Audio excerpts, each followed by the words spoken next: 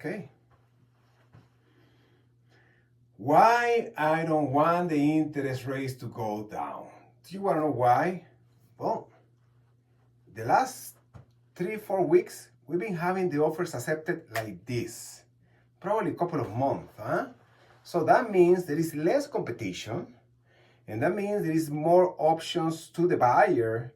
And the buyers are ready to buy right now. The buyers are committed in this market. They don't need to be fighting that much. So you can negotiate, you can get the property that you like, you have options. That's a very important thing that why I don't want the interest rate to go down. Another thing is, whenever the interest rate will go down, it will be bananas. It will be nuts. Like the sun chicken, banana. Anyway, you know why? Because when the interest rate go down, it's already guaranteed. It's gonna be multiple offer situation, battle for the pricing, prices going higher, everybody getting crazy, and the inventory is gonna start to go down. Right now, the AV, talking about the AV Pandel Lancaster market report for April, the inventory, we have 1,050 property for sale, which is 30% more inventory than 2024, which is very good. And at the same time, even though the inventory went up 30%, the median price of a house in the Antelope Valley, Pandel Lancaster, went up 4%. We are still at $490,000 median price in Pandel Lancaster. Median price in Pandel Lancaster $490, when last year was around 470-ish.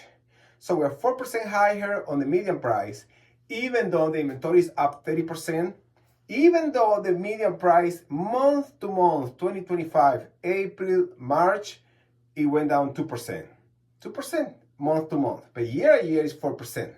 So we're still in the market that is appreciating. Imagine how it's gonna be if the interest rate go down. Now do you understand why I don't want the interest rate to go down? Because it's not gonna help much the market right now. I think we can be, or we should have a little bit more inventory, and then probably, hopefully in summertime, we will be looking at better rates. At the same time, as a lender, the only difference between now and interest rate lowers, it is that we're gonna have more refis, because everybody, you and me, who are homeowners and have a lot of equity, we've been waiting for a long time, almost 2 years, to see the interest rate go down, and that we can refi, drop the payment, save money, and even cash out and get some money and pay off all the debt. So now you know why I don't want the interest rate to go down, and now you know the AV Pandel report. And last but not least, today I'm talking about hidden costs of buying a home. Okay, listen. You probably Google, you probably chat GPT this, you probably know, you probably have a friend who bought a house, you probably have agents guiding you through the process. But let me tell you this, just to get approved today, independent on the lender, independent on the circumstance, depending on the program, the credit report is just $94 to get you approved at the beginning if you're looking for down payment assistance or any kind of special program. If you're gonna go do a regular transaction, regular FHA conventional, don't worry about it. You don't have to pay for the credit report up front. We can help you with that, clear to close home loans. We don't charge for regular credit reports when you're doing a regular traditional financing if everything makes sense. If you know your credit is good, you have a good job and good income for more than 2 years, you should sign the authorization and we can do the credit report with no charge to you up front. But talking about hidden costs is you're gonna buy a house, you need to pay, of course, closing costs on top of the down payment. But closing costs are not hidden costs, but what do you need to pay upfront? You need to pay home inspection to make sure the property is right. Home inspection is gonna cost you $400, $500, $600 depending on the property. Besides home inspection, you have to have an appraisal done on the property you're gonna finance. An appraisal might be $600, $800. It's not a hidden cost, it's part of your loan estimate, but still you have something that you have to pay upfront. But the reality of the hidden cost today is coming down to the homeowner's insurance. And this is what I am talking about today, homeowner's insurance. Homeowner's insurance, if you see in the news, if you talk to friends who are homeowners, especially after the fires in LA, it's been nuts with the premiums and the payments.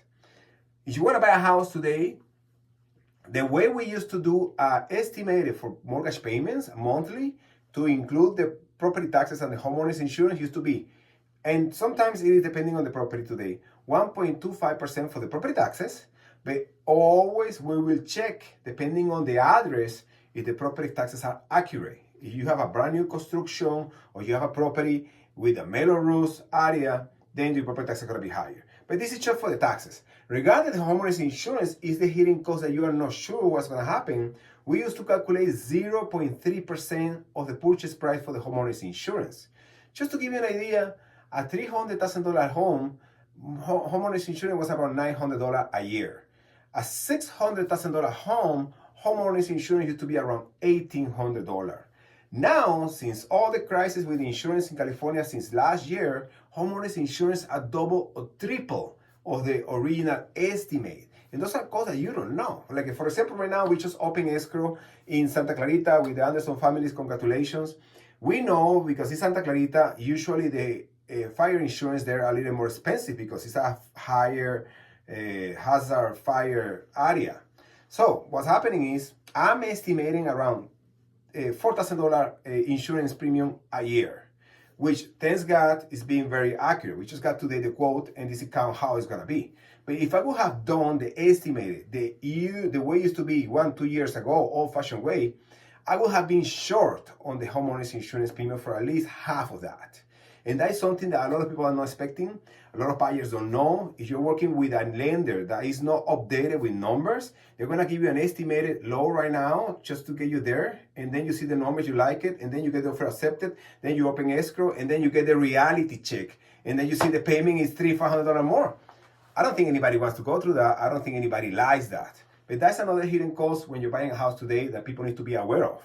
And on top of that, when you're a homeowner, you know you're going to have costs for maintenance. I just paid myself last week $1,300 for the refrigerator on my house. Yes, it was a blessing. Whirlpool, 17 years in the home, in my house, with us, in the Lopez family. It was sad, but anyway, $1,300 just for a refrigerator.